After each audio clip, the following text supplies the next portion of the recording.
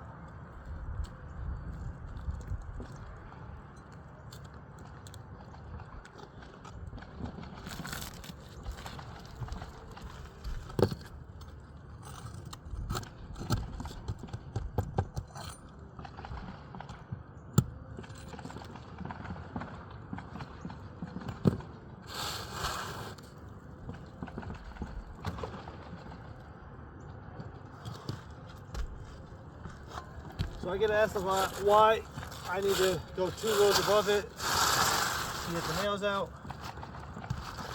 Because the shingle expands 2 rows. So the nails that hold this shingle in and the nails that hold this shingle in are also holding the repaired shingle in. So we need to go 2 rows above, and that's why those nails have been taken out. A thing you also got to remember is that we're using the roof snake because State Farm has requested us to use a roof snake. The issue with the roof snake is that the only way to get the nail head flush against the shingle, which is required by manufacturer, it cannot be crooked, sticking up in any way, shape, or form. The only way to do that is to get this edge flat against the roof, as so. And when doing so, it causes this point to also get hammered into the shingle, which then causes a divot into the shingle beneath it. So by trying to repair the shingle in question, each time we nail a shingle in, it is then damaging the shingle 2 rows beneath it.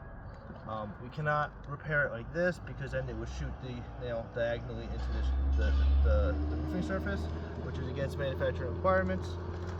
Another issue is that when this holds the nail in, it doesn't stay perfectly.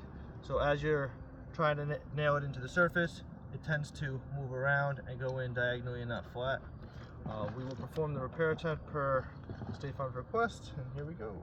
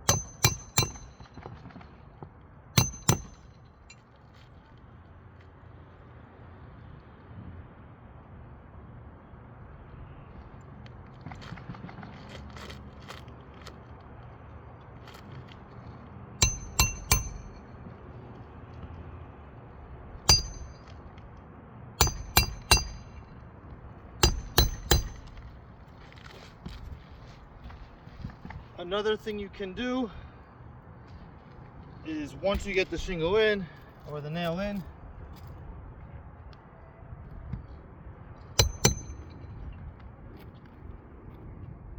and almost down to the surface to prevent that divot from happening, you would then have to lift the shingle up at least by a 45 degree to get the hammerhead in and get that last head in, but that causes the creasing issue that you were talking about before, which is why you want us to use the roof snake. So either you sacrifice the bending of the shingle or you create divots such as this one right here and this one right here from using the roof snake.